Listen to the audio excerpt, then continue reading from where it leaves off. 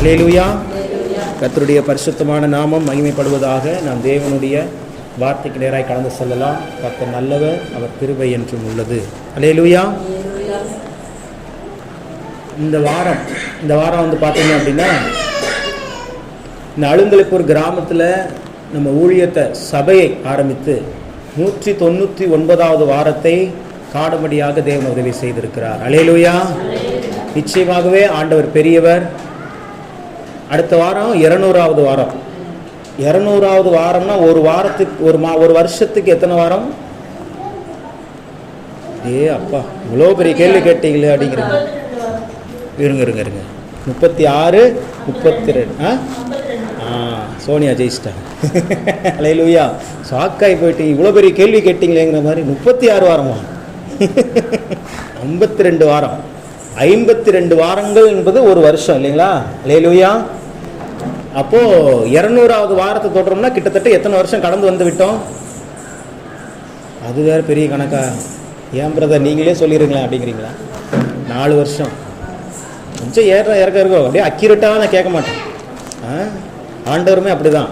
ரொம்ப அக்யூரேட்டாலாம் நீ இருக்கணும்லாம் பார்க்க மாட்டார். ஏதோ கொஞ்சம் நெஞ்சம் தாக்கு பிடிக்கிற அளவுக்காவது நீ இருக்கிறியான்னு தான் பார்ப்பார். எல்லா விதத்துலேயும் உன்னுடைய பரிசுத்தம், உன்னுடைய ஜெபம், உன்னுடைய வேத வசனம் எல்லாமே அட்லீஸ்ட் இதுலையாவது 35 எடுத்தாலும் 9வதுல 35 எடுத்தாலும் பாஸு, 35 எடுத்தாலும் எங்கே தான் போக போகிறோம் அடுத்த வருஷம்? 99 எடுத்தவனும் இல்லைப்பா நீ 99 எடுத்துட்ட, உன்னை ஒரு வருஷம் அப்கிரேட் பண்ணிடுறோம், 11வது நேரம் சேர்த்துருவாங்கங்கிறீங்க. அதனால் 35 எடுத்தால் போதும்னு நினைக்காதீங்க, அதிகமாக மார்க் எடுங்க எல்லாரும். அல்லேலூயா. உலகத்தில் இருக்கிற ஒரு சிஸ்டமே என்னன்னா, மினிமம் இந்த 35 எடுத்துட்டுனா ஒன்னால மேலே வர முடியும், அதாவது டெவலப் ஆகிக்க முடியும். இதுக்கு மேலே 35 எடுத்துட்டியா, பாஸ் ஆகிட்டியா, ஓகே, அப்போ நீ கண்டிப்பாக 45 வரலாம், 55 வரலாம், 65 வரலாம், ஏன் 90 கூட வரலாம் அப்படின்னு ஒரு நம்பிக்கை. அதனால தான் அவங்க என்ன பண்ணுறாங்க, மினிமம் 35 கீழே தான் எடுக்கிறனா ஒன்னால் டெவலப் ஆக முடியாது அப்படின்னு உலகம் முடிவு பண்ணுது. அதனால தான் மினிமம் மார்க்ஸ் வைக்கிறாங்க. 12லையும் சரி 10லையும் சரி எல்லாத்துலேயுமே ஒரு மினிமம் மார்க்ஸ் வைக்கிறாங்க. அந்த மார்க்ஸை நீங்கள் கடந்துட்டிங்கன்னா போதும், அடுத்த கிரேடுக்கு நீங்கள் போகலாம். அப்போது உலக பிரகாரமான இந்த சிஸ்டத்துக்கே இவ்வளோ இறக்கம் பாராட்டுதுன்னா, அப்போது பரலோக சிஸ்டம் நம்ம மேலே எவ்வளோ இறக்கம் பாராட்டு இல்லையா? அல்லேலூயா. எல்லாமே நம்ம விருப்பப்படி தான் செய்கிறோம், நம்ம விருப்பப்படி தான் பேசுகிறோம், நம்ம விருப்பப்படி தான் செயல்படுறோம். ஆனாலும் தேவனுடைய தயவு நம்மளை விட்டு நீங்கவே இல்லையே. ஆனாலும் தேவனுடைய ஆவியானவர் நம்மளை விட்டு போகவே மாட்டேங்கிறாரு. அல்லேலூயா. ஏன்னா நமக்காக சிந்தப்பட்ட ரத்தம் அவ்வளோ பெரியது, நம்ம மேலே அவர் வச்சிருக்கிற அன்பு அவ்வளோ பெரியது. சிம்சோன்லாம் பாவம், அவன் நாட்களில் இயேசு கிறிஸ்துவனுடைய ரத்தம் சிந்தப்படலை. சாலமோனுடைய நாட்களில் இயேசு கிறிஸ்துவனுடைய ரத்தம் சிந்தப்படலை. அதனால அவனை காப்பாற்றுவதற்கு வழி இல்லை, போயிட்டானுங்க, மனம் திரும்பாமல் போயிட்டான். ஆவியானவர் விலகி போயிட்டார் சிம்சோனை விட்டு. ஆனால் புதிய ஏற்பாட்டுங்கிறது அப்படி இல்லை. புதிய ஏற்பாட்டுக்கும் பழைய ஏற்பாட்டுக்கும் ஒரே ஒரு வித்தியாசம் நான் அடிக்கடி சொல்லுவேன். பழைய ஏற்பாட்டில் நீங்கள் பரிசுத்தமாக வாழ்ந்தால் மட்டும்தான் தேவனை தரிசிக்க முடியும், தேவனோடு இருக்க முடியும், தேவனை பார்க்க முடியும் எல்லாமே. ஆனால் புதிய ஏற்பாட்டு காலத்தில் நீங்கள் தேவனோடு இருந்தால் மட்டுமே பரிசுத்தமாய் வாழ முடியும். அல்லேலூயா. அப்படியே ஆப்போசிட்டாக திருப்பி போட்டார் புதிய ஏற்பாட்டு வாழ்க்கை. இன்றைக்கி நிறைய பேர் பழைய ஏற்பாடையே தியானிச்சு பழைய ஏற்பாடுலேயே நீ இப்படி ஆயிட்டியா, நீ இப்படி பண்ணிட்டியா, அவ்வளோதான் உனக்கு சாபம் அப்படிங்கிற மாதிரி. இல்லை இல்லை இல்லை இல்லை தேவனுடைய ஆவியானவர் எப்போதும் நம் மீது அன்புள்ளவராய் இருக்கிறார், இரக்கமுள்ளவராய் இருக்கிறார். அல்லேலூயா. அவருடைய இரக்கத்திற்கு முடிவில்லை. பாடுறோம்ல, உங்க இரக்கத்திற்கு அளவே இல்லை, உங்க அன்பிற்கு அளவே இல்லை. இவ்வளோ தூரம் இரக்கம் காராட்டலாமா சோனியாவுக்கு? இல்லைங்க, இன்னும் கொஞ்சம். சரி, இவ்வளோ தூரம் போயிட்டாங்களே, காலையிலையும் வரதில்லை நைட்டும் வரதில்லை, இரக்கம் பாராட்டலாமா? பழைய ஏற்பாட்டு காலமாக இருந்தால் அவ்வளோதான், புதிய ஏற்பாட்டு காலமாக இல்லை, இன்னும் இருக்கட்டும், நான் தண்ணி ஊற்றுவேன், அது கனி கொடுக்கும், நான் வெட்ட மாட்டேன் அப்படின்னு ஒருத்தர் நின்றுட்டே இருப்பார். யாரு? ஆல்வின் பாஸ்டர் இல்லைங்க, இயேசு கிறிஸ்து நமக்காக பரிந்து பேசுகிற பரிசுத்த ஆவியானவர் இரக்கம் பாராட்டிகிட்டே இருப்பார். எனக்கும் அப்படிதான். இதுக்கு முன்னாடியாவது 1 மணி நேரம் ஜெபம் பண்ணேன், இதுக்கு முன்னாடியே 1 மணி நேரம் வசனம் கேட்டேன், இப்போ வசனமே கேட்கவே இல்லை, ஜெபமே பண்ணுறதே இல்லை. ஆனால் ஞாயிற்றுக்கிழமை போய் மாப்பிள்ளை மாதிரி நின்று வசனத்தை மட்டும் பிரசங்கிச்சுட்டு வந்துடுறான் அப்படின்னு பரலோகத்தில் தூதர்கள்லாம் பேசிக்குவாங்க. இங்க வாரத்துல 6 நாள் பைபிளை தூக்குறதே கிடையாது. ஆனா அங்க போயிட்டு பேசிக்கிட்டே இருக்கிறான். 1 மணி நேரம் ஆனாலும் 2 மணி நேரம் ஆனாலும் இவனை என்ன பண்ணலாம் அப்படின்னு தூதர்கள் 2 பேர் பேசும்போது அங்க வந்து ஒருத்தர் நிற்பார். என் பிள்ளைய பத்தி ஷட் அப் அப்படின்றார். அல்லேலூயா. நான் பார்த்தது, நான் வெட்ட மாட்டேன். நான் என்ன பண்ண மாட்டேன்? ஆண்டவர் உங்களை வெட்ட மாட்டேன். தண்ணி ஊத்திட்டே தான் இருப்பார், தண்ணி ஊத்திட்டே இருப்பார். ஒரு நாள் நீங்கள் கனி கொடுப்பீர்கள். அல்லேலூயா. உங்களை குறித்து நீங்க விசுவாசிக்கிறீங்களா இல்லையா? அவர் விசுவாசிக்கிறார். உங்களை குறித்து உங்களுடைய எண்ணங்கள் எப்படி இருக்குதோ எனக்கு தெரியல, ஆனா அவருடைய எண்ணங்கள் உங்களை குறித்து உயர்ந்ததா இருக்கிறது. அதுதான் அங்க சொல்றார் எரேமியாவுல, நீங்கள் எதிர்பார்த்திருக்கிற முடிவை உங்களுக்கு கொடுக்கும்படிக்கு உங்கள் பேரில் நினைத்திருக்கிற நினைவுகளை அறிவேன். அவைகள் தீமைக்கு ஏதுவானவைகள் அல்ல, நன்மைக்கு ஏதுவானது, சமாதானத்துக்கு ஏதுவானவைகளாக இருக்கிறது. அல்லேலூயா. ஹோலி ஸ்பிரிட்டை நீங்க புரிந்து கொண்டீங்கன்னா உங்களால சந்தோஷமா எல்லாமே இருக்கவே முடியாது. அதை குறித்து கவலையே பட மாட்டீங்க. அவ்வளவு நல்லவர், நல்லவர் நல்லவர்னு வாயில தான் சொல்றோம். அதை அனுபவிச்சு பாருங்க. கர்த்தர் நல்லவர் என்பதை ருசித்து பாருங்க. பிரியாணி இந்த கடையில சூப்பரா இருக்கும் பிரதர், வடிவேல் பிரதர் பிரியாணி செஞ்சாருன்னா அவ்வளோ அருமையா இருக்கும் அப்படின்னு சொல்லிட்டே இருந்தோம்னா, ஒவ்வொரு வாரமும் உங்ககிட்ட சொல்லிட்டே இருந்தோம்னா உங்களுக்கு என்ன ஆயிரும்? டென்ஷன் ஆயிரும். இவன் சொல்லிட்டே தான் இருக்கிறான், ஒன்றும் செய்யற மாதிரி தெரியல அப்படின்னு. ஒரு நாள் அவங்க சமைக்க சொல்லி சாப்பிட வச்சாதான் தெரியும், ஆமா அவர் சொன்னது கரெக்ட் தான். அல்லேலூயா.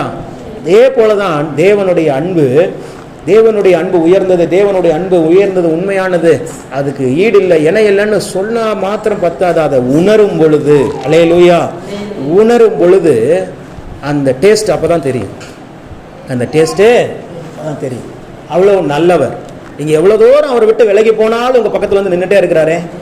நீங்க எவ்வளவு தூரம் அவர் வேணாம் வேணான்னு சொல்லிட்டு போனாலும், ஏதாவது ஒரு காரணம் சாக்கு போக சொல்லிட்டு போனாலும், இல்லை நான் என் பிள்ளையோட தான் நிற்பேன்னு நின்றுட்டே இருக்கிறாரே. அவர் உங்க கூட நிக்கிறதுனால தான் பிசாசுக்கு முன்னாடி நீங்க நிக்கிறீங்க. அல்லேலூயா.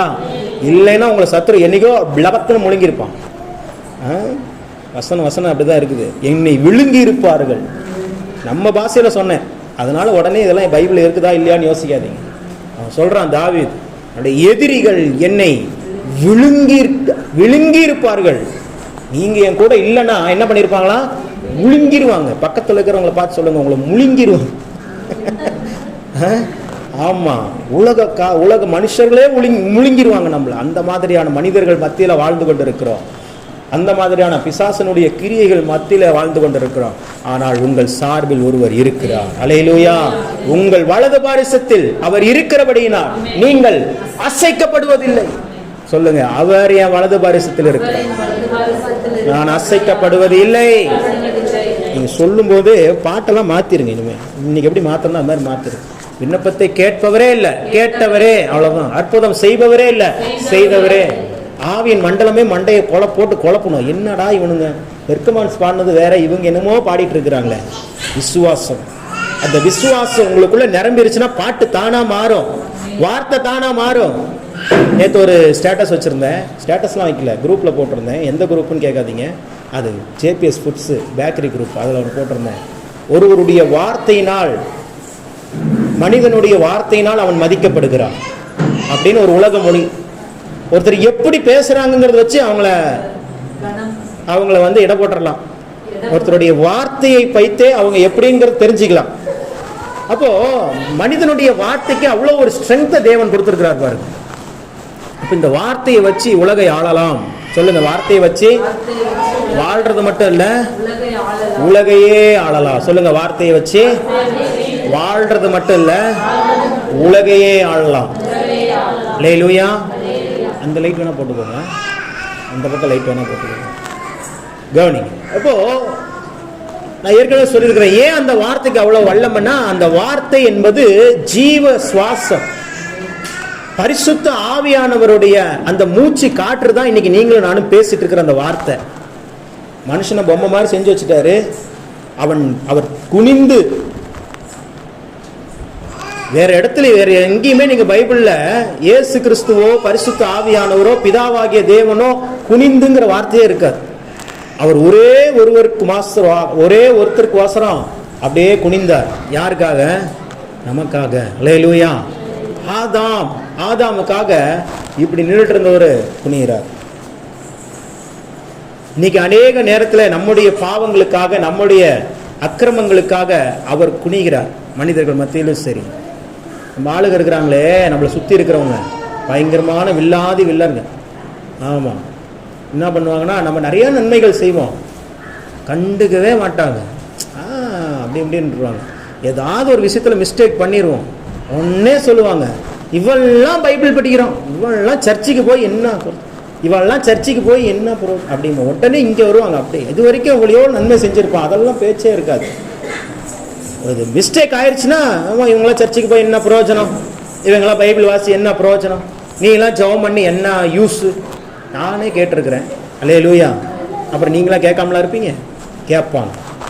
அப்போ அந்த நேரத்தில் தலை குனிவது நீங்கள்ல, அவர் உங்களுக்காக ஏற்றுக்கொண்டார்ல, நோய்களை சுமந்து கொண்டார்ல, துக்கங்களை ஏற்றுக்கொண்டார்ல, அந்த நேரத்திலே அவர் ஏற்றுக்கொள்ளுகிறார் உங்களுக்காக, என் பிள்ளைக்காக.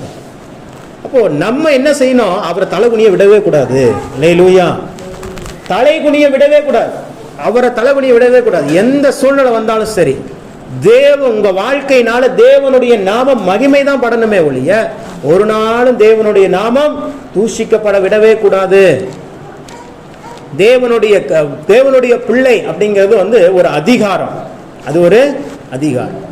இந்த ஏரியாவுக்கு ஒரு எம்எல்ஏ இருக்கிறாங்க, லால்குடி சட்டமன்ற தொகுதிக்கு ஒரு எம்எல்ஏ இருக்கிறாங்க.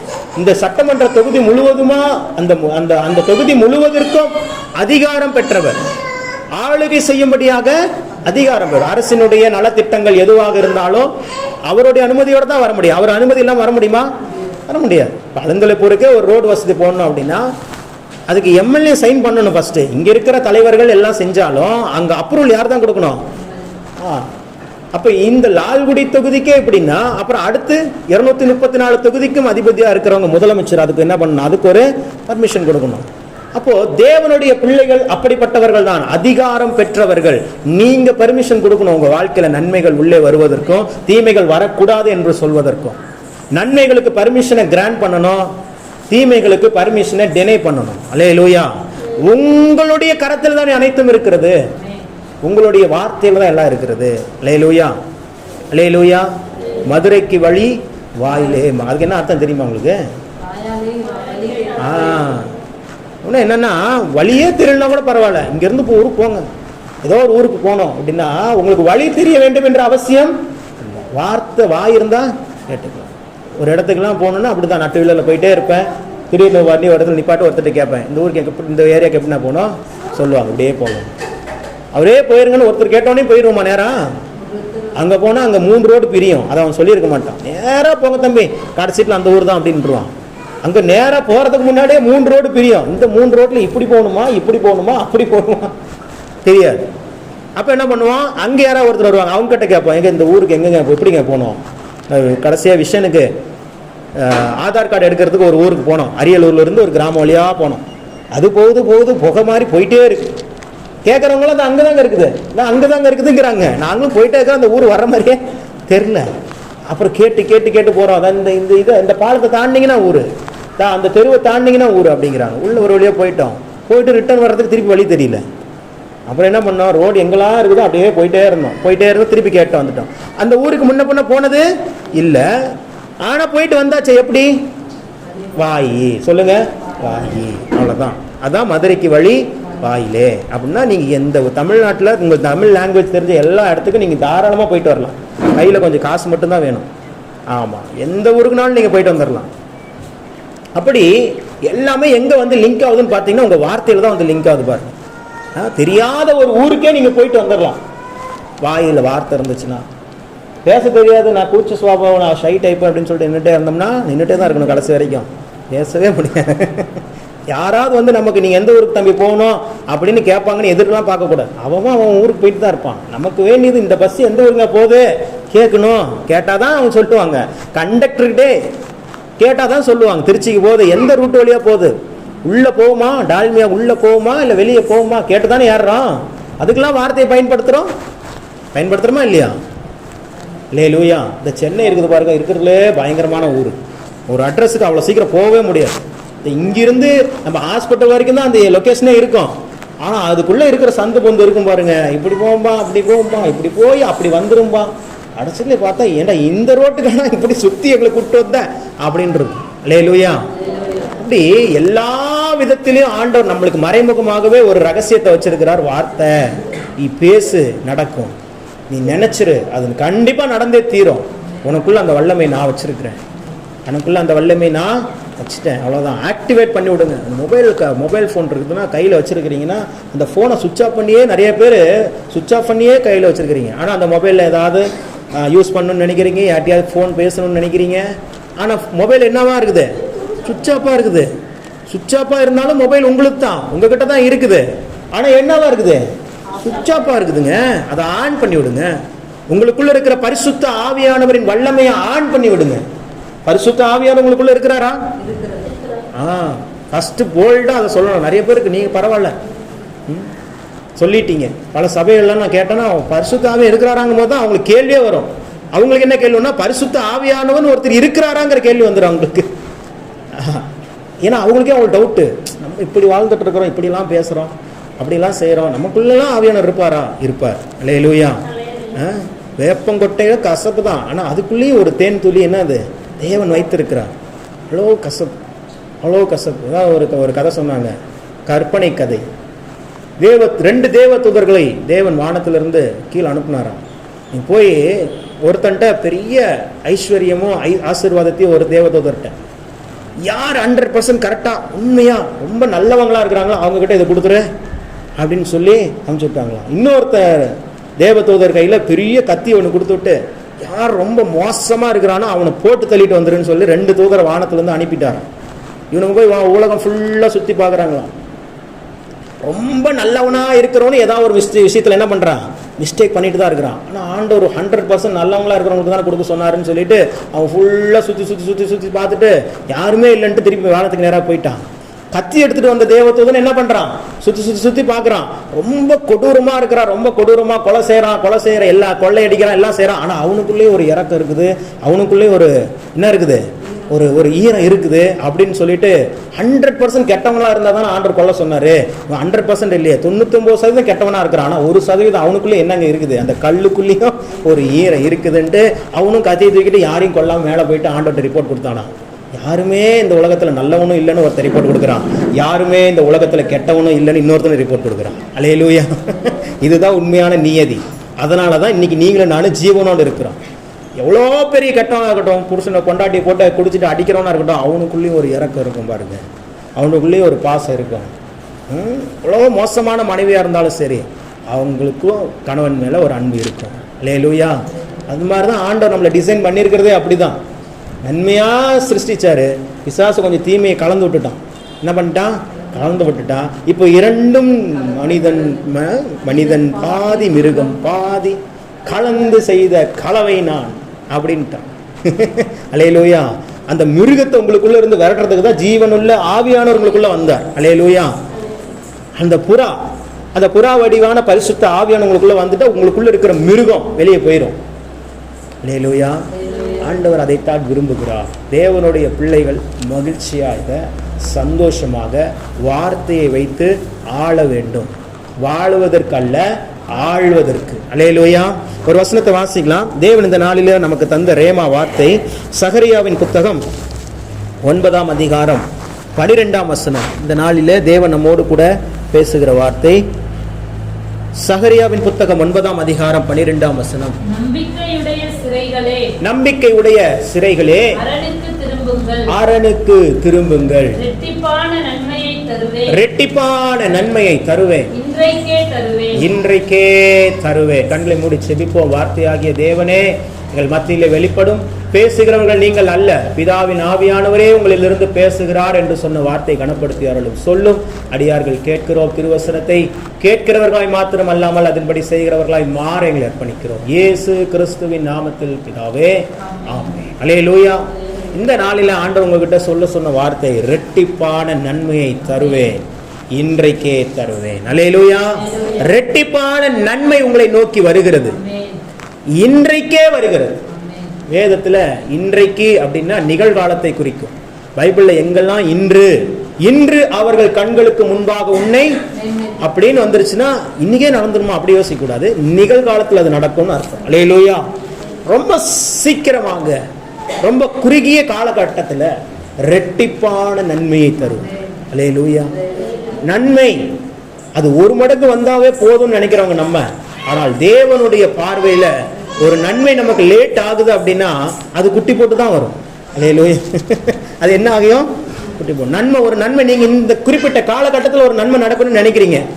இந்த காலகட்டத்தில் இவ்வளவு கடன் நான் அடைச்சிருக்கணும், இந்த காலகட்டத்தில் நான் வீடு வாங்கிடணும், இந்த காலகட்டத்தில் நான் ஒரு வேலை எனக்கு கிடைச்சிடணும் இப்படின்னு சொல்லி ஒரு காலகட்டத்தில் வச்சு நீங்க ஜெபிக்கிறீங்க. ஆனா அது நடக்கலன்னா சந்தோஷப்படுங்க. அது ரிட்டர்ன் வரும்போது குட்டியோட தான் வரும். அல்லேலூயா. அதுதான் ரெட்டிப்பான நன்மை. ரெட்டிப்பான நன்மை தருவேன். இன்றைக்கே எனக்கு தெரிஞ்ச ஒரு சகோதரி தூத்துக்குடியில் இருந்தாங்க. ரொம்ப லேட்டாக தான் மேரேஜ் பண்ணாங்க. எனக்கு தெரிஞ்சு அவங்களுக்கு வயசு 43 அந்த வயதில் தான். ஆனால் ஊழியம் பயங்கரமாக சிறுவர் ஊழியம் செய்வாங்க. அவங்களாம் எங்களுக்கு சீனியர். நான் அப்போ ஊழியத்தை கற்றுக்கொண்டு இருக்கிற நாட்கள். அப்போது நல்ல பேர் கூட மறந்துட்டேன். தூத்துக்குடியில் கிருபையின் ஊழியங்கள்னு ஒரு ஸ்தாபனத்தில் நான் இருக்கும்போது இப்போ சகோதரி ரொம்ப அருமையாக வந்து பார்த்தீங்கன்னா சிறுவர் ஊழியத்தை குழந்தையாகவே மாறிடுவாங்க. சிறுவர் ஊழியம் நடத்தும் போது குழந்தை மாதிரியே பேசுவாங்க, குழந்தையாவே ஒன்றா இருப்பாங்க. அந்த மாதிரி ரொம்ப தாழ்மையாக ரொம்ப அன்பாக ஊழியம் செய்வாங்க.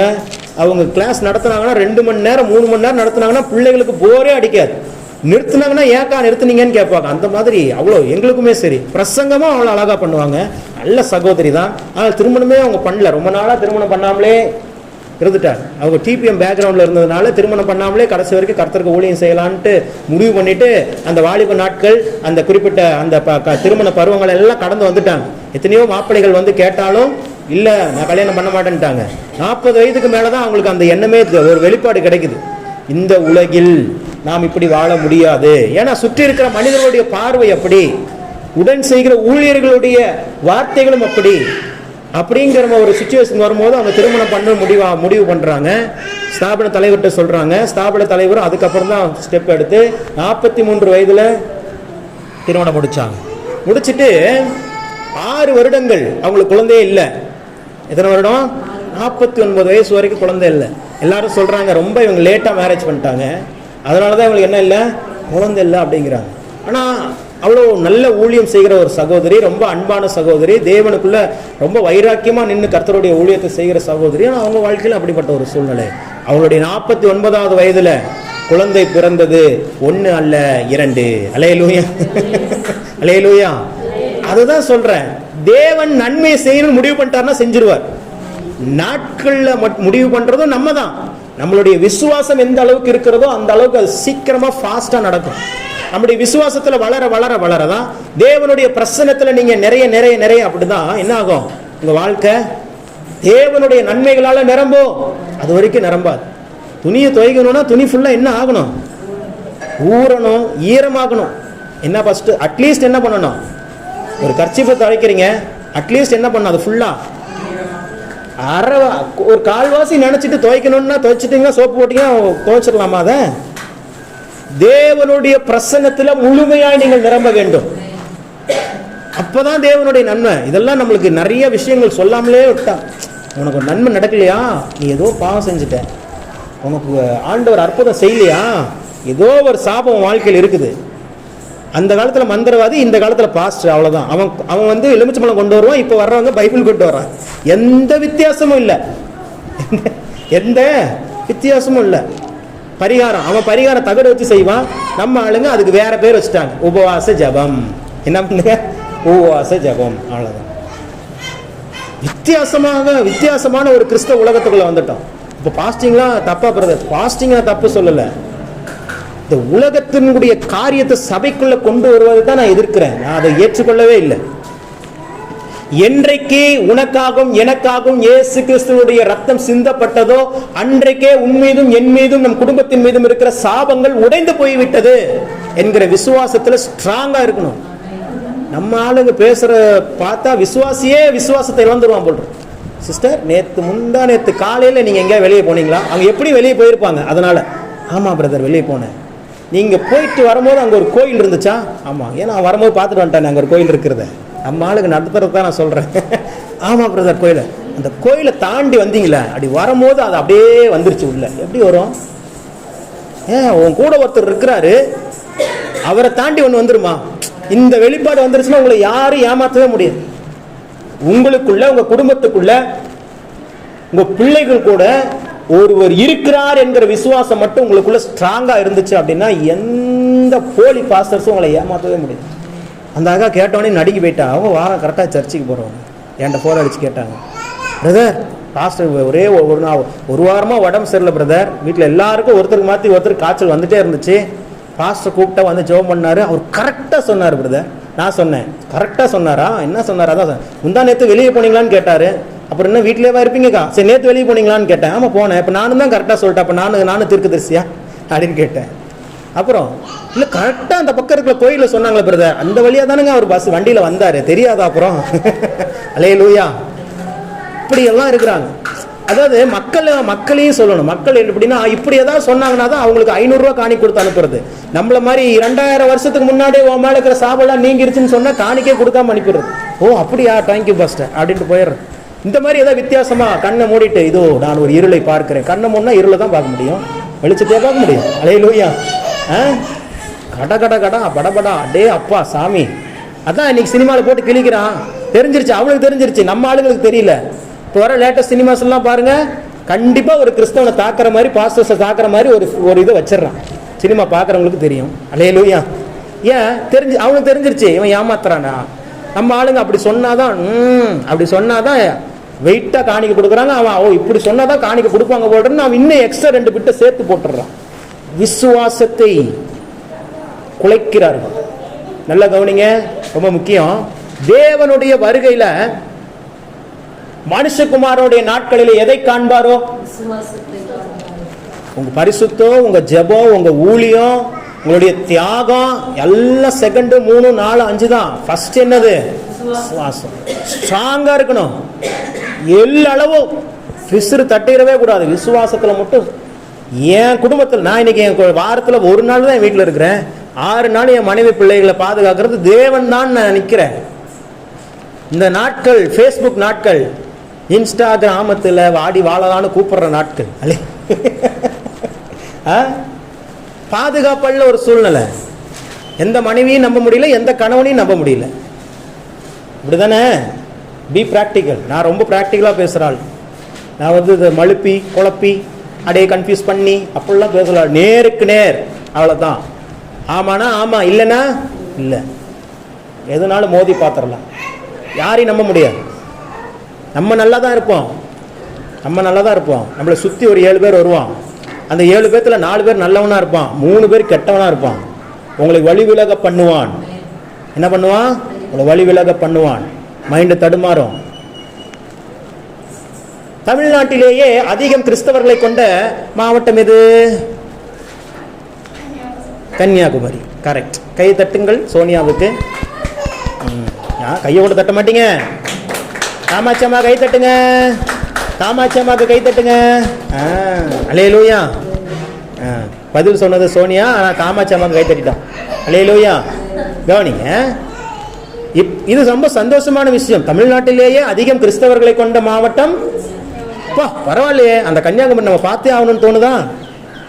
பரவாயில்லையே, கிறிஸ்தவர்கள் அதிகமாக இருக்கிற மாவட்டமா? ஓகே. இப்போ ஒரு குறிப்பு சொல்றேன். தமிழ்நாட்டிலேயே அதிகம் விவாகரத்து நடக்கும் மாவட்டம்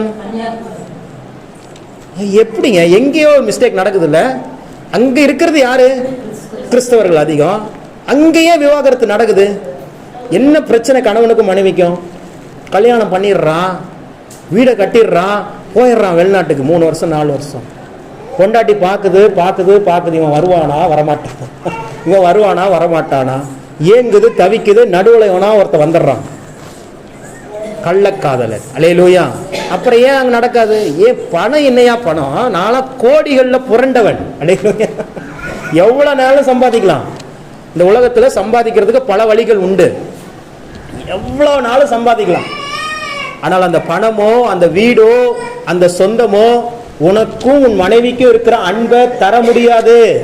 உனக்கும் உன் பிள்ளைங்களுக்கும் இருக்கிற அந்த பாண்டேஜை தர முடியாது. உனக்கும் உன் அப்பா அம்மாவுக்கும் இருக்கிற அந்த ரிலேஷன்ஷிப்பை திருப்பி புதுப்பித்து தர. இதை உணரணும். அப்போ அதுக்காக வெளிநாட்டுக்கே போக முடியாதா பிரதர்? போங்க, ஃபேமிலியா போங்க. ஏன் நீ மட்டும்தான் வெளிநாட்டு போய் உழைப்பியா? உன் மனைவி உழைக்காதா? ஒன்னா தங்கி உழைங்க, சம்பாதிங்க, கட்டுங்க, சபைகளை கட்டுங்க, வீடுகளை கட்டுங்க, பிள்ளைகளை வச்சு நல்லா இருங்க பாஸ். அல்லேலூயா. பல விஷயங்கள் பிசாசு நம்மளை இது நல்லது நல்லது நல்லதுன்னே சொல்லி குடும்பத்தை பிரிச்சுட்டான். வசனம் சொல்லுது, அவன் இருதயம் அவளை நம்பும். யாரோட இருதயம் யாரை நம்பும்? கணவனோட இருதயம் நம்புதான். இன்னைக்கு முதல்ல ஃபோன் அடிக்கும் போது ஒரு வெயிட்டிங் காலில் அம்மாட்ட தான் பேசிட்டு இருப்பாங்க மனைவி. இவனுக்கு வரும் பாருங்க ஆத்திரம், அடே அப்பா யார்கிட்ட இவ்வளவு நேரம் பேசிட்டு இருந்த, இதே இவனுக்கு வெயிட்டிங்ல வந்தா நம்ம கேட்கவே கூடாது. கேட்டோம்னா சண்டை வரும். டெய்லி நம்பும். ஒரு நாள் என் வாட்ஸ்அப்பையோ மனைவியோடைய வாட்ஸ்அப்பையோ ஃபேஸ்புக்கையோ திறந்து பார்த்ததே இல்லை. ரொம்ப நாள் ஆச்சு அதெல்லாம் திறந்து பார்த்து. நம்பணும். எனக்கு ஒரு பாஸ்ட் ஆலோசனை சொன்னார், உன் மனைவியினுடைய பரிசுத்தம் உன் கையில் அப்படின்னாரு. புரியல எனக்கு ஃபர்ஸ்ட். அது என்ன, என் மனைவியினுடைய பரிசுத்தம் என் கையில்? நீ எந்த அளவுக்கு பரிசுத்தமா வாழ்றியோ உன் மனைவி அந்த அளவுக்கு பரிசுத்தமா இருப்பா. நீ இங்க டிமிக்கி டிக்கா டியாலான்னு விளையாண்டுட்டு இருந்துட்டு அங்க போயிட்டு ஏமாத்திட்டு இருந்தீங்கன்னா அவனுக்கு டமுக்கு டப்பா டயாலான்னு அங்க நடந்துட்டு இருக்கு. எஸ், இதுதான் விதி. அல்லேலூயா. பல விஷயங்களை வெளிப்படையா பேச முடியாது. எல்லாம் வாலிப நாட்கள் இருக்கிறீங்க, புரிந்து கொள்வீங்கன்னு நினைக்கிறேன். ரெக்கார்ட்ல பாக்குறவங்களும் தயவு செய்து புரிஞ்சுக்க. ஏன் இதெல்லாம் பேசுறேன் அப்படின்னா, இதெல்லாம் சபை பேசல, இதெல்லாம் கூச்சு, இதெல்லாம் பேசலாமா பிரதர்? ஒரு நாள் பேசுறேன், செக்ஸ் பத்தி நான் பேசுறேன் பாருங்க சபையில, அப்படியே கதி கலக்க போறீங்க நீங்க. நீங்க பல பேருடைய வாழ்க்கையை பிரித்து வைத்திருக்கிறான் சத்துரு. காரணம் அதுதான். பல காரியங்கள் பிசாசு, அதான் சொல்றேனே, தேவனுடைய திட்டங்கள் ஒவ்வொன்றுக்கும் அப்படியே ஆப்போசிட்டா ஒரு திட்டத்தை போட்டு வச்சு குடும்பத்தை குட்டிச்சுவராக்கி கொண்டிருக்கிறார். சத்துருவின் சேனையை துரத்துவதற்காக தேவனுடைய சேனை நமக்கு துணையாக இருக்கிறது. அல்லேலூயா. பயன்படுத்துறது இல்லை, அவ்வளவுதான். நான் சொன்னல, சுவிட்ச் ஆஃப் ஆன போன் எல்லாமே போனு தான், ஐபோனு தான், 1 லட்சம் ரூபாய் மதிப்பு தான், இல்லைன்னு சொல்லல, யூஸ் பண்றதே இல்லை. நீங்க சூன்னு சொன்னா தேவ தூதர்கள் இறங்கி வந்து உங்களுக்கு பணிவிட செய்ய ஆட்கள் இருக்கிறாங்க. ஆனா நம்ம பயன்படுத்துறதே இல்ல. ஆண்டவர் இன்றைக்கு சொல்லுகிறார், இரட்டிப்பான நன்மை உங்களை நோக்கி வருகிறது. இன்றைக்கே வருகிறது. இந்த நாட்களில் உங்கள் வாழ்க்கையில இரட்டிப்பான நன்மை நீங்கள் காண்பீர்கள், கண்டு மகிழ்வீர்கள். அந்த வசனத்தை திரும்ப வாசிங்க. நம்பிக்கையுடைய சிறைகளே அரணுக்கு திரும்புங்கள், இரட்டிப்பான நன்மையை தருவேன், இன்றைக்கே தருவேன். யார் அரண்? நம்பிக்கையுடைய சிறைகளே அரணுக்கு நேராக திரும்புங்கள். எப்போ இரட்டிப்பான நன்மையை பெற்றுக்கொள்ள முடியும்? அரணுக்கு நேராக திரும்பும் பொழுது. எப்போ? யார் அரண்? சங்கீதத்தின் புத்தகத்தை வாசிங்க. 31வது சங்கீதம் 14வது வசனம், வெறும் 4வது வசனம். சங்கீதம் 31:4 வாசிங்க.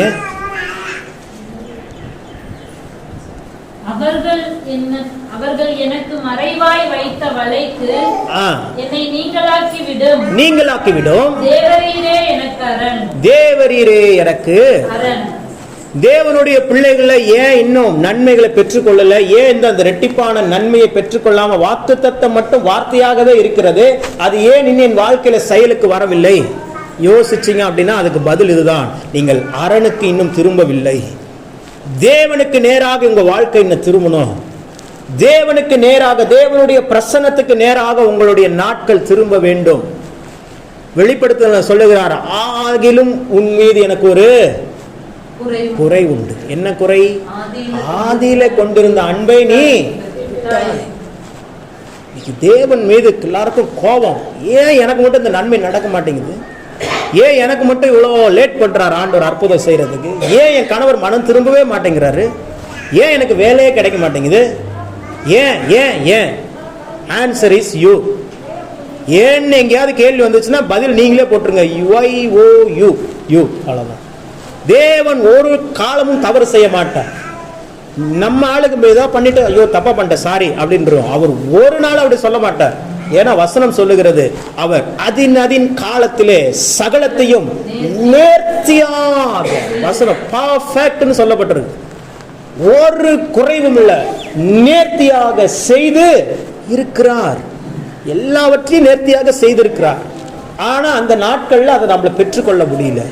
அரணுக்கு நேராய் திரும்புங்கள். இன்றைக்கு ஆண்டவருடைய வார்த்தை உங்களுக்கு நேராய் வருகிறது. அரணுக்கு நேராய் திரும்ப. நம்பிக்கை உடைய சிறைகள் தான் நீங்க சிறைச்சாலையில் இருக்கிறது அவருக்கு தெரியும். உங்க கஷ்டம் என்னங்கிறது எனக்கு தெரியாம இருக்கலாம், அவருக்கு தெரியும். உங்க சரீரத்தில் இருக்கிற வலி வேதனை என்னங்கிறது என்னால உணர முடியாம இருக்கலாம், அவரால் உணர முடியும். அவர் உபத்திரப்பட்டவனுடைய உபத்திரவத்தை அற்பமா எண்ணாதவர், எல்லாமே அவருக்கு தெரியும். நீங்கள் சிறைச்சாலையில் தான் இருக்கிறீங்க, உங்களுக்குள்ள நம்பிக்கை இருக்குதுங்கிறது அவருக்கு தெரியும். உங்களுக்குள்ள நம்பிக்கை இருக்குது, என் ஆண்டவர் கட்டாயம் இந்த சூழ்நிலையை மாற்றுவார், கட்டாயம் கணவனை மாற்றுவார், என் தொழிலை ஆசீர்வதிப்பார், என் சரீரத்தில் இருக்கிற வியாதியை மாற்றுவார், என் கடன்களை மாற்றுவார். நம்பிக்கை இருக்குதான்? நீ சிறைச்சாலையில் தான் இருக்கிற. நம்பிக்கையுடைய சிறைகளே, உங்களை பார்த்துதான் தேவன் சொல்லுகிறார், அரணுக்கு திரும்புங்கள். அல்லேலூயா. பக்கத்தில் பார்த்து சொல்லுங்க, அரணுக்கு திரும்புறீங்களா? அல்லேலூயா. ஆன்சர் என்ன சொன்னாங்க? ஆன்சர் தான் சொல்லவே இல்லையே. திரும்புறோம். பக்கத்தில் பார்த்து சொல்லுங்க இப்ப. அல்லேலூயா. அரணுக்கு திரும்புங்கள், இரட்டிப்பான நன்மை உங்களை நோக்கி வருகிறது. எப்படின்னா, எப்படி இருக்குன்னா, உங்களுக்கு ஒரு எக்ஸாம்பிள் சொல்லி காமிட்டுமா? ரைட். இது இரட்டிப்பான நன்மை. இது நீங்க, இது யாரு? நீங்க. இது இரட்டிப்பான நன்மை. இது எவ்வளவு ஃபாஸ்ட்ல வருதோ அதே ஃபாஸ்ட்ல நீங்களும் வந்தீங்கன்னா தான் சீக்கிரம் என்ன பண்ண முடியும். இப்ப ஆவிக்குரிய மண்டலத்தில் இருந்து என்ன நடந்துட்டு இருக்கு நான் சொல்றேன். ரெட்டிப்பான நன்மை ஃபோர்ஸா உங்களை நோக்கி வருது. இப்படி வர்ற நீங்க இப்படி போயிட்டே இருக்கிறீங்க. அதனால என்ன பண்ணுது, உங்களை பிடிக்கவே முடியல, ஓடிட்டே இருக்குது. நீங்க போராடலாம், வருது, பிடிச்சிடலாம், எப்படியாவது பிடிச்சிடலாம். ஏன்னா வாக்குத்தத்தம் சொன்னவர் அவரு, வார்த்தை போய் எப்படியாவது நிறைவேறணும்னு வந்துகிட்டே இருக்குது. வரும்போதுல கிட்ட வருது, டபார்னு ஏதோ ஒரு மிஸ்டேக் பண்ணி கோவப்பட்டு யாராவது திட்டிடுறீங்க, அது அப்படியே வேகமா போயிடுறீங்க. இது அப்படியே கொஞ்சம் ஸ்டக்காகி நின்றுது. அல்லேலூயா. மண்டலங்களை புரிஞ்சுக்கிங்க, எப்படி செயல்பட்டு இருக்கிறீங்க. அதனாலதான் சொல்றாரு, இப்படி போயிட்டு இருக்கிற நீ அரணுக்கு நேராய் திரும்ப. இப்ப ஃபோர்ஸா நீ மெதுவா வந்தாலும் சரி, ரொம்ப ஸ்லோவா வந்தாலும் சரி, உன்னுடைய கொஞ்சம் ஜபம், உன்னுடைய ஒரு நாளைக்கு ஒரு அதிகார வாசிப்பு, ஒரு அரை மணி நேரம் தேவ பிரசன்னம், ஒரு 1/4 மணி நேரம் பாட்டு, ஃபோர்ஸ் அது வந்து அப்படி ஒட்டி. அல்லேலூயா. ரகசியத்தை புரிஞ்சுக்கிட்டீங்கன்னா ஆண்டவர் குறை சொல்லவே மாட்டீங்க. இரட்டிப்பான நன்மை உங்களை நோக்கி வருகிறது. அரணுக்கு நேராய் திரும்புங்கள். இரட்டிப்பான நன்மை. வேதத்துல பல பேர் 2 மடங்கு ஆசீர்வதிக்கப்பட்டிருக்கிறாங்க. இன்னொரு வசனத்தை வாசிக்கிறேன். உபாகமத்தின் புத்தகம் 30வது அதிகாரம் 10வது வசனம். அப்படி திரும்புறவங்களுக்கு தேவன் எப்படி எல்லாம் ஆசீர்வதிக்கிறார் பாருங்களேன். உபாகமம் 30ஆம் அதிகாரம் 10வது வசனம். தேவனாகிய கர்த்தருடைய சத்தத்திற்கு செவி கொடுத்து இந்த நியாயப்பிரமாண புத்தகத்தில், இந்த பைபிள்ல எழுதி இருக்கிற அவருடைய கற்பனைகளையும், அவருடைய வார்த்தைகளையும், அவருடைய வார்த்தைகளையும் கைக்கொள்ளும் போதும் தேவனாகிய கர்த்தரிடத்தில் முழு இருதயத்தோடும் முழு ஆத்துமாவோடும் திரும்பும் போதும் ஆபிரகாம், ஈசாக்கு, யாக்கோப் என்று எல்லாரையும் ஆசீர்வதித்து தாவீதை உயர்த்திய சாலமோனுக்கு ஞானத்தை கொடுத்த தேவன் அவர்களை ஆசீர்வதித்தது போல உன்மேலும் உனக்கு நன்மை உண்டாக திரும்பவும் சந்தோஷம். நீ திரும்பினா அவர் திரும்பவும் சந்தோஷமா இருப்பாராம். எப்படி எழுதி இருக்காரு பாருங்க வார்த்தை. அல்லேலூயா. எப்படிலாம் உங்களை ஆசீர்வதிப்பேன்னு இந்த ஒரு வசனத்தை சொல்லிட்டாரு. உன் பிதாக்களின் பேர்ல எப்படி நான் சந்தோஷமா இருந்த அவங்களை ஆசீர்வதிச்சேன். ஆபிரகாமை எப்படி நான் ஜாதிகளின் தகப்பனா மாத்தினேன்.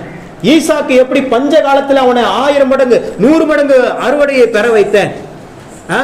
எப்படி தாவீதை கொண்டு இவ்வளவு பெரிய இஸ்ரவேல் ராஜ்யத்தை நான் கட்டி காப்பாற்றினேன். எப்படி சாலமோனை கொண்டு இவ்வளவு பெரிய தேவாலயத்தை நான் கட்டினேன். எப்படி அவர்களை ஆசீர்வதித்து வாழ வைத்தேனோ அதே போலவே உன் மீது நான் சந்தோஷமா இருந்து என்ன பண்ணுவேன், உனக்கு நன்மை உண்டாக. நன்மை உண்டாக சொல்லுங்க, நன்மை உண்டாக. அல்லேலூயா. ஆண்டவருடைய சமூகத்தில் திரும்பணும். ஆண்டவருடைய சமூகத்துக்கு நேராய் நீங்கள் திரும்ப வேண்டும். எப்படி பிரதர் திரும்புறது? ஆதியில கொண்டிருந்த ஜப வாழ்க்கைக்கு நேரா வாங்க. ஆரம்பத்தில் எப்படி இருந்தீங்க அப்படி வாங்க. ஆரம்பத்துல நீங்க ரொம்ப ஆரம்பத்துக்கு போயிடாதீங்க, அது வேற மாதிரி போயிடும். நான் சொல்றது கிறிஸ்துவுக்குள்ள வந்த பிறகு அந்த ஆரம்பம். எப்படி இருந்தீங்க? காரணம் சொல்லலாம். பிரதர் கணவன், பிரதர் மனைவி, பிரதர் அப்பா அம்மாக்கு அது பார்க்கணும், பிரதர் டிவி பார்க்கணும், பிரதர் வேலைக்கு போகணும், பிரதர். செகண்ட்ல வைங்க. முதலாவது தேவனுடைய ராஜ்யத்தையும் அவருடைய நீதியையும் தேடுங்கள், பின்பு இவைகள் எல்லாம் உங்களுக்கு கூட கொடுக்கப்படும். கூட கொடுக்க. போன வாரம் கோதுமை பிரெட் போடணும் பேக்கரியில். கோதுமை வாங்கிட்டு வர ஆள் இல்லை, நானே போனேன். 1 கிலோ கோதுமை மாவு பாக்கெட் வாங்கிட்டு வந்து வச்சுட்டேன். செல்லர்ஸ்ன்னு சொல்லி ஒரு சூப்பர் மார்க்கெட் இருக்குது. பில் போட்டு பேக் பண்ணி கொடுத்துட்டாங்க, வாங்கிட்டு வந்துட்டேன். இங்கே வந்து பார்த்தா 2 கிலோ பாக்கெட்டாக இருக்குது. 1 கிலோ பாக்கெட்டு 2 இருக்குது. எப்படி இருக்கும்? மாற்றிக்கிது வச்சிருச்சோம் அந்த பொண்ணு. அது தெரியவே இல்லை பாருங்க, தெரியாமலே வாங்கிட்டு வந்துட்டேன். அவன் என்ன பண்ணிட்டான், இவன் தெரியல போல் இருக்குதுன்னு சொல்லிட்டு அங்கேருந்து இன்னொரு எடுத்து அவனே வச்சு பேக் பண்ணி கொடுத்துட்டான். வாங்கினது என்னமோ ஒன்று தான், ஆனால் இன்னொன்று இலவசமாக வந்துருச்சே. அது போல தான் முதலாவது தேவனுடைய ராஜ்யத்தையும் அவருடைய நீதியும் தேடினால் பின்பு இவைகள் எல்லாம் உங்களுக்கு கூட கொடுக்கப்படும். என்னெல்லாம் இவைகள் எல்லாம்னா அதுக்கு மேல் வசனம்லாம் வாசினா தெரியும். எண்ணத்தை உண்போம், எண்ணத்தை உடுப்போம் என்று நாளைய தினத்தை குறித்து அது எல்லா ஆசீர்வாதங்களையும் தேவன் உங்களுக்கு தர வேண்டும், அது உங்களை தொடர வேண்டும் என்று சொன்னால் அவர் கொடுத்துட்டாரு. அதான் சொல்றேனே, இப்படி போயிட்டு இருக்கிற நீங்க இப்படி திரும்பி வரணும். திரும்பினீங்கன்னா தான் அது ஃபாஸ்ட்டாக உங்களை வந்து என்ன பண்ணும், அட்ராக்ட் பண்ணும். என்னுடைய சூழல்லாம் பார்த்தீங்க அப்படின்னா ஒரு குறிப்பிட்ட மாதங்கள் ஏப்ரல் மே இந்த மாதங்கள்லாம் பார்த்தீங்கன்னா தலைகளான ஒரு சூழ்நிலையில் வாழ்ந்து கொண்டு இருக்கிறேன். என்ன செய்வதே அப்படின்னு அறியாத ஒரு சூழ்நிலையில் வாழ்ந்து கொண்டிருக்கிறோம். அடுத்து என்ன நடக்குமோ அப்படிங்கிற ஒரு பிரச்சனை வந்துட்டு இருக்கிறோம். அப்போ தேவன் பார்க்கிறாரு, இதெல்லாம் ஒரு பிரச்சனை தான், போராட்டம் தான், நெருக்கடி தான், இல்லைன்னு சொல்லலை. ஆனால் அதை பெருசாக பார்க்காம உன் கூட இருக்கிற ஒருத்தரை பெருசாக பாரு அப்படின்னு. அல்லேலூயா. அவரை பெருசாக பார்க்க ஆரம்பித்தேன் பாருங்க. இப்பயும் பிரச்சனைகள் இருக்குது, போராட்டங்கள் இருக்குது, நெருக்கங்கள் இருக்குது. ஆனால் மனசில் கவலை இல்லை, மனசில் வேதனை இல்லை, சந்தோஷமாக இருக்கிறேன், சமாதானமாக இருக்கிறேன், ரொம்ப ஹாப்பியாக இருக்கிறேன். அல்லேலூயா. நீங்கள் பிசாசனுடைய பெரிய டார்கெட்டே உங்களுக்குள்ள இருக்கிற சந்தோஷம்தான். உங்களுக்குள்ள இருக்கிற சந்தோஷத்தை எப்படியாவது அவன் என்ன பண்ணும், எடுக்கணுங்கிறதுனால தான் அவன் பல விஷயங்களை செய்வான். உங்க ஜெபத்துக்கு பதில் விடாம பண்றது, உங்க கணவர் மூலமா, உங்க மனைவி மூலமா, உங்க பிள்ளைகள் மூலமா, உங்க சரீரத்தில் வருகிற வியாதி மூலமா, இதெல்லாம் கொடுத்து கொடுத்து கொடுத்து கொடுத்து கொடுத்து அவனுக்கு ஒரே டார்கெட் என்ன, எப்படியாவது அந்த உள்ள இருக்கிற இந்த சந்தோஷத்தை எடுத்துடணும். அதைத்தான் ஆண்டவர் சொல்றாரு, இதோ என்னுடைய சமாதானத்தையே உங்களுக்கு கொடுக்கிறேன். உலகம் கொடுக்கிற பிரகாரமாக இல்ல. இந்த உலகம் கொடுக்கிற சமாதானம் ஒரு சினிமாவோ ஒரு சீரியலோ இல்ல மற்ற காரியங்களோ சிற்றின்பங்களோ நிலையற்ற ஒரு சிறிது நேர சமாதானத்தை கொடுக்கும். ஆனால் தேவன் தருகிற சமாதானம் நிரந்தரமான சமாதானம். அல்லேலூயா. ஆண்டவர் அதை தான் சொல்ற, உலகம் கொடுக்கிற பிரகாரமாக அல்ல, என்னுடைய சமாதானத்தையே உங்களுக்கு கொடுக்கும். இன்னொரு வசனம் இருக்குது, ஒருவனும் உங்களுக்குள்ள இருந்து சந்தோஷத்தை ஏன் எடுத்து போட மாட்டாங்கிறாரு. அப்ப இதுக்கு முன்னாடி என்ன பண்ணிட்டாங்க, அந்த சந்தோஷத்தை எடுத்து போட்டே இருந்தான் பிசாஸ். தேவனுடைய பிள்ளைகளுடைய வாழ்க்கையில் இருக்கிற சந்தோஷத்தை எடுத்து போட்டுட்டே இருந்தான். இப்ப அவர் உள்ள வந்துட்டாரு. வந்தோன்னு இப்ப சொல்றாரு, உனக்குள்ள இருக்கிற சந்தோஷத்தை ஒருவரும் நீ என்ன பண்ண முடியாது. நான் தான் சொல்றேன், உங்க பிரச்சனையில உங்க சூழ்நிலையில உங்க நெருக்கடியில அழுவாதீங்க, மகிழ்ச்சியா இருக்க கற்றுக்கொள்ளுங்க. நீங்க மகிழ்ச்சியா இருந்தாதான் நடக்கும். நீங்க அழுது சாதிக்காததெல்லாம் சந்தோஷத்தினால சாதிக்க முடியும். இதுதான் ஆவியின் மண்டலம். இதை புரிந்து கொண்டீங்கன்னா நீங்க ஜெயிக்க முடியும். இல்ல பிரதர் வலிக்குது பிரதர், கையே வலிக்கலன்னு சொல்லுங்க, வலி போகும். கஷ்டமா இருக்குது பிரதர் வாழ்க்கையில, ஆண்டவர் என் கூட இருக்கிறார் பிரதர்னு சொல்லுங்க. கஷ்டத்தை பெருசுபடுத்தாதீங்க. எதை ஜூம் பண்ணுமோ அதை ஜூம் பண்ணணும். நம்ம ஆளுங்க ஜூம் பண்றதெல்லாம் வேற மாதிரி இதான் ஜூம் பண்றோம். எதெல்லாம் ஹைலைட் பண்ணுமோ பாருங்க. கர்த்தர் அவனை அடித்தார், அதைத்தான் போட்டு பெருசா போட்டா சொல்லுவான்.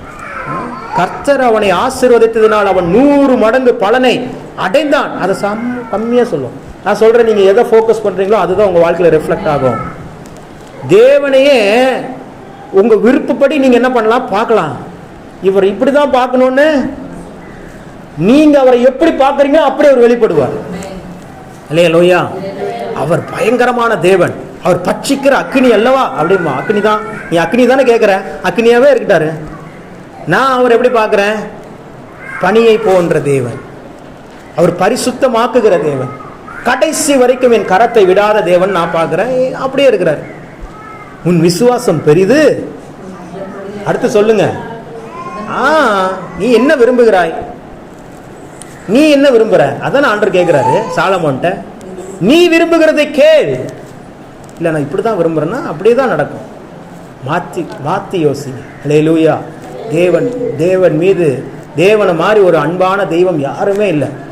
ரொம்ப ஈஸியாக சொல்லி கொடுக்குறாரு. நீ எனக்கு நேராக மட்டும் திரும்பு, சுற்றி சூழ்நிலை பார்க்காது, கடன் எத்தனை லட்சங்கள் இருக்குதுன்னு பார்க்காது, எவ்வளோ வட்டி கட்டணும்னு பார்க்காது, எவ்வளோ வருமானம் இல்லையேன்னு சொல்லி பார்க்காத, தேவனை நோக்கி பாருங்க. போன வாரம் அதான் சொன்னேன், வானத்தையும் பூமியும் உண்டாக்கின கர்த்தரிடத்திலிருந்து உங்களுக்கு ஒத்தாசை வரணும்னா அவரை நோக்கி முதல்ல பார்க்க கற்றுக்கொள்ளணும். எப்படி பார்க்கறது பிரதர்? காலையில் எழுந்திரிச்சு பைபிள் ஃபோனில் ஒரு வசனத்தை பார்த்துட்டு சப்பா சோத்திரம், அவ்வளோதான். அப்படி பார்க்குறதா? அப்போ அதுக்குரிய பலன் தான் கிடைக்கும். எவ்வளோ நேரம் அந்த துணியை ஊற வைக்கிறீங்களோ அதை பொறுத்து தான் வேலை சுலபமாகும்.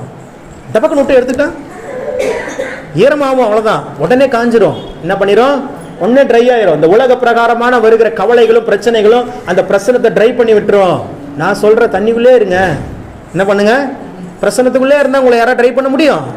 அந்த தண்ணி வத்தினாதான் உங்களை ட்ரை பண்ண முடியும். ஆனால் அந்த தண்ணி வற்றாது. அவர் ஜீவ நீரூற்று. பைபிளில் எழுதப்பட்டதெல்லாம் அவருக்கு ஈக்குவலாக சொன்னதெல்லாம் ஏதோ சாதாரணமான இல்லை. அவரை வெறும் தண்ணீர்னு மட்டும் சொல்ல, பரிசுத்த ஆவியானவரை ஜீவ நீரூற்று. நீரூற்று வத்துமா? வற்றாது. அவன் நீர்க்கால்களின் ஓரமாய் நடப்பட்டு தன் காலத்தில் தன் கனியை தந்து இலையுதிராதிருக்கிற அந்த நீர்க்கால்கள் யாரு? பரிசுத்த ஆவியானவர். அல்லேலூயா. வாய்க்கால்கள் ஓரத்திலே நடப்பட்ட மரம் நானே, என் வேர்கள் தண்ணீருக்குள். உணர்ந்து பாடுறாரே பெர்க்மன் ஐயா. நம்மளால ஏன் உணர்ந்து பாட முடியல? நம்ம எப்படி பாடுறோம்? வாய்க்கால்கள் ஓரத்திலே ஏண்டா வந்தோங்கிற மாதிரி, நடப்பட்ட மரம் நானே எப்படா தூக்குங்கிற மாதிரியே உணர்ந்து, என் வேர்கள் தண்ணீருக்குள். அப்படியே போயிடாதா அப்படின்னு பார்க்குது. அப்படிலாம் போவாது. அல்லேலூயா. அப்படியே போயிட்டா பரவாயில்லன்னு நினைக்கிறேன் பிரதர். போன பிறகு தானே தெரியும், அங்கே போட்டு எண்ணெய் சட்டியில் வறுக்கும் போது, அங்கே நெருப்பில் இருக்கும் போது, ஐயோ கொஞ்ச நாள், இன்னொரு 10 நாள் இருந்திருந்தா அந்த அனுபவிச்சிருப்பனே நன்மையை. ஏசப்பா விட்டுட்டு வந்துட்டேன்னு அங்கே போயிட்டு எல்லாம் புலம்பிட்டு கிடக்குறானா. இங்கே இருக்கிற நாட்கள் கிருபையின் நாட்கள். இந்த கிருபையின் நாட்கள்ல கிருபையை பெற்றுக்கொள்ளுங்க, கிருபையில பலப்படுங்க. அல்லேலூயா. ஒரு கோட்பாடோட வாழ கற்றுக்கொள்ளுங்க. எப்படி? ஒரு மனிதனுக்கு உடை அவசியமா? இல்லைங்க, உடையெல்லாம் அவசியம் இல்லைங்கன்னா என்ன ஆகிறது? அவ்வளவுதான். ஒரு மனிதனுக்கு உணவு அவசியமா? அவசியமா? அவசியம் இல்லையா? ஒரு மனிதனுக்கு ஒரு நாளைக்கு எத்தனை வேளை உணவு அவசியம்? ஒரு மனிதனுக்கு வேலை என்பது அவசியமா? பணம் என்பது அவசியமா? இதெல்லாம் வேணும்னு சொல்லி அதுக்காக ஏதாவது ஒரு ப்ராசஸ் பண்ணிட்டு தானே இருக்கிறோம். பண்றோமா இல்லையா? இப்போ வேற ஆடி தள்ளுபடி போட்டாங்க. நல்ல வேலை நான் சேலத்தில் போயிருக்கிறேன். ஆடி தள்ளுபடி போட்டாங்கன்னா அள்ளி குவிக்க வேண்டியது தான் துணியெல்லாம் வாங்கி. கவனிங்க, ஆடி தள்ளுபடியில் எல்லா பிஸ்னஸும் டல்லாக இருக்குது. ஒரே ஒரு பிஸ்னஸ் மட்டும் ரொம்ப ஃபாஸ்ட்டாக மூவ் ஆகுது, டெக்ஸ்டைல்ஸ். அல்லேலூயா. எல்லா கடைக்காரனும் அங்கே தான் வந்து புலம்புறான். எங்கள் கடையில் நாங்களே புலம்பிட்டு இருக்கிறோம் பிஸ்னஸ் டல்லுன்ட்டு. எங்கள் கடையில் வந்து மற்ற கடைக்காரன் புலம்புறான் பாருங்க. அல்லேலூயா. இந்த ஆடி மாதம் எப்போ முடியும்? ஆடி மாதம் எப்போ முடியும்? முடியும் முடியும் முடியும். அல்லேலூயா. கவனிங்க, அப்போ ஆண்டவருடைய வார்த்தை எப்படி இருக்குது, நம்ம எப்படி இருக்கிறோம்? ஒரு கோட்பாடோடு வாழணும். இதெல்லாம் கம்பல்சரி, அவசியம்னு தெரிஞ்சுக்கிட்ட நம்ம ஒரு நாளைக்கு 1 மணி நேரம் ஜெபம் அவசியம். ஒரு நாளைக்கு அட்லீஸ்ட் ஒரு 1/2 அன் ஹவராவது பைபிள் வாசிக்கணுங்கிறது அவசியம். ஒரு நாளைக்கு அட்லீஸ்ட் ஒரு 1/2 அன் ஹவராவது ஆண்டவர் ஆராதனை பண்ணணுங்கிற அவசியங்கிறத மறந்து விட்டோம். நீங்க சொல்லுங்க. நேற்று பிரதர் நான் 1 மணி நேரம் ஜெபம் பண்ண பிரதர், ஒரு 1/2 அன் ஹவர் வர்ஷிப் பண்ண பிரதர், ஒரு 1/2 அன் ஹவர் பைபிள் வாசிச்சேன் brother. Anyone please raise your hands. பாதிலாம் இல்லை, நான் கேட்டது 3 பிரதர். நான் டாப்ஸ் போட்டேன் பிரதர், பேண்ட் மட்டும் போட்டேன் பிரதர்லாம் இல்லை. டாப்ஸ், பேண்ட்ஸு, ஷார்ட் 3 சேர்ந்தது தான் சுடிதார். அப்படி தானே? கரெக்டா இல்லையா? நான் மேக்ஸில் 100 பிரதர், ஓகே. சயின்ஸில் 10 பிரதர், ஃபெயிலு தானே 10ஆவதுல. நீ மேக்ஸில் 100 வாங்கிட்டங்கிறதுனால சயின்ஸில் 10 தான் வாங்கினாங்கன்னா உனக்கு பாஸ் போட்டுருவாங்களா? 5 சப்ஜெக்ட் இருக்குன்னா 5 சப்ஜெக்டே 35 எடுங்க பாஸ். அரியர் பிரதர், ஒரே ஒரு சப்ஜெக்ட் தான் பிரதர் அரியர். பரவாயில்ல, அப்பயும் அரியர் தானே. ஒரு சப்ஜெக்ட் தான் அரியருங்கிறதுனால அரியர் இல்லைன்னு ஆயிருமா அது? புரியுதா உங்களுக்கு? அப்போ கவனிங்க. இப்போ சொல்லுங்க, நேற்று 1 மணி நேரம் நான் ஜெபம் பண்ணேன், 1/2 அன் ஹவர் வர்ஷிப் பண்ணேன், 1/2 அன் ஹவர் பைபிள் வாசித்தேன். 2 ஹவர்ஸ், ஜஸ்ட் 2 ஹவர்ஸ். நான் கேட்கறது 24 மணி நேரத்தில் தசம பாகத்தை மட்டும்தான், காணிக்கை அல்ல, நேரத்தில். அப்படி பார்த்தா கூட ஒரு 40 நிமிஷம் எக்ஸ்ட்ரா தான் இருக்குது. விடுங்க, கிருபையுள்ள ஆண்டவர் மன்னிச்சிருவார்னு வச்சுக்கோங்க. ஒரு 2 மணி நேரம். இப்போ எல்லாரும் உங்களுடைய மொபைல் கொடுக்குறீங்க, நேற்று நீங்கள் யூடியூப் எவ்வளோ நேரம் பார்த்தீங்க, வாட்ஸ்அப் எவ்வளோ நேரம் யூஸ் பண்ணீங்க, ஃபேஸ்புக் எவ்வளோ நேரம் யூஸ் பண்ணீங்கிறது ஃபோனில் தெரியுமா அது உங்களுக்கு? கொஞ்சம் நீங்களே வீட்டுக்கு போய் பாருங்க. கொஞ்சம் நீங்களே வீட்டுக்கு போய் அதான் சொல்கிறேன், எங்கேயோ ஒரு மிஸ்டேக்ஸ் இருக்குது, எங்கேயோ ஒரு இடத்துல ஸ்டக் ஆகிட்டு இருக்குது. அது ஸ்டக்கை மாற்றி விடுங்க. தேவனுக்கு நேராக திரும்பினால் தானே ரெட்டிப்பான நன்மையை நம்ம பெற்றுக்கொள்ள முடியும். நான் 1 மணி நேரம் ப்ரேயர் பண்ண மாட்டேன் பிரதர், நான் 1/2 அன் அவர் வர்ஷிப் பண்ண மாட்டேன் பிரதர், நான் பைபிள் எடுத்து வாசிக்க மாட்டேன் பிரதர். எப்படி பிரதர் பைபிள் வசனம் வரும் பிரதர்? எப்படி பிரதர் ரெட்டிப்பான நன்மை வரும் பிரதர்? நீங்கள் சொல்லுங்க பிரதர். அல்லேலூயா. மாற்றுங்கள், மாறுங்கள், மாறுங்கள், மாற்றம் உண்டா? சொல்லுங்க, மாறுங்கள், மாற்றம் உண்டா? நான் அதெல்லாம் நல்லா உணர்ந்துட்டேன். அதனால தான் தேவ பிரசன்னத்திலே இருக்கிறேன். எப்பவுமே தேவ பிரசன்னத்தில் நிரம்பிட்டே இருக்கிறேன். எனக்கு தெரியும் எனக்கு இருக்கிற சூழ்நிலை என்னால் மாற்ற முடியாது. என் கூட இருக்கிறவங்களால மாற்ற முடியுமா? முடியாது. இவரால் மாற்ற முடியுமா? அவரால் மாற்ற முடியுமா? எவராலையும் மாற்ற முடியாது.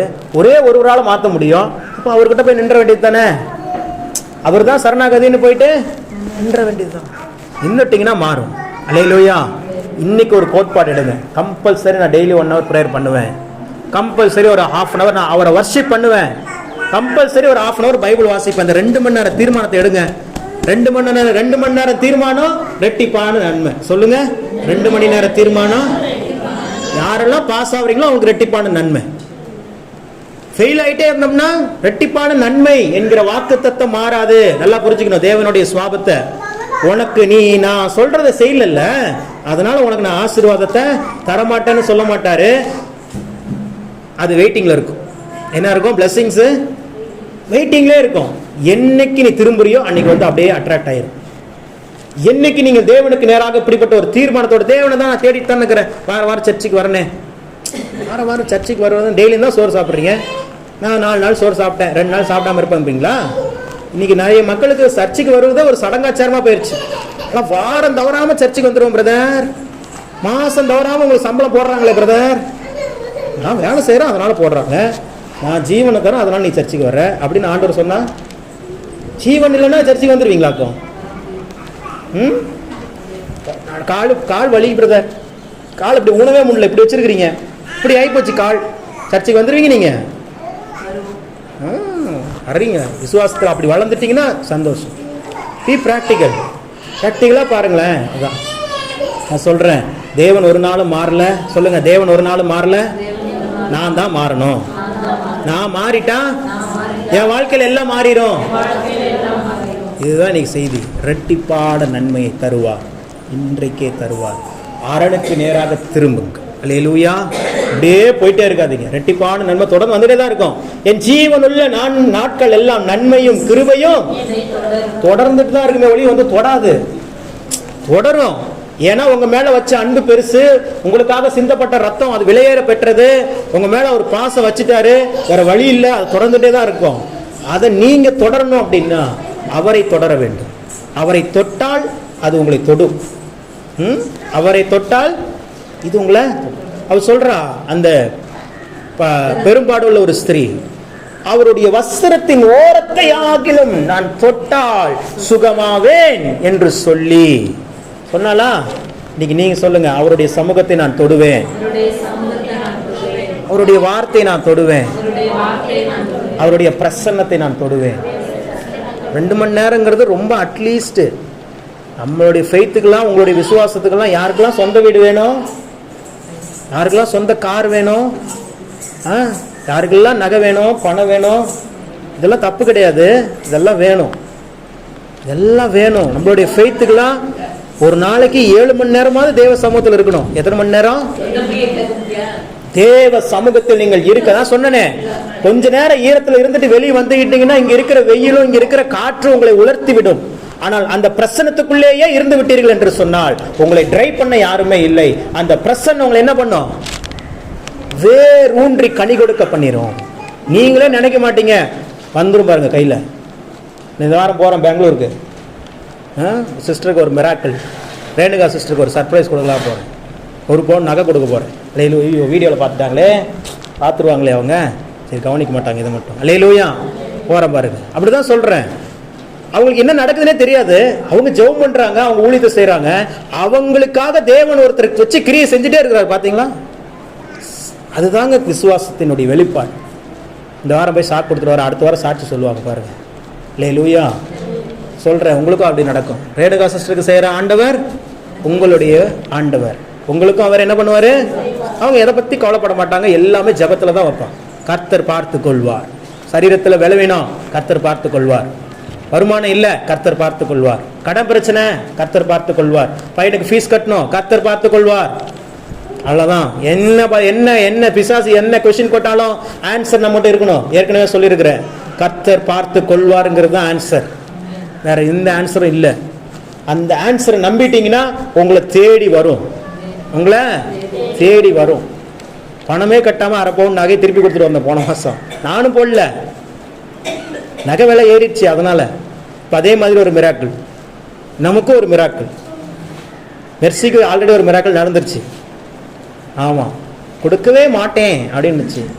கர்த்தர் சொன்னார், நீ கொடுக்கவே வேண்டாம், அது உனக்கு. அவ்வளோதான். சூழ்நிலை எனக்கு மாற்றிட்டாரே.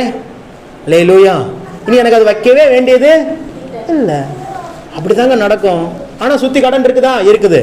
பிரச்சனை இருக்குதா? இருக்குது. நெருக்கடி இருக்குதா? இருக்குது பிரதர். ஆனால் அற்புதம் நடக்குது பிரதர். அல்லேலூயா.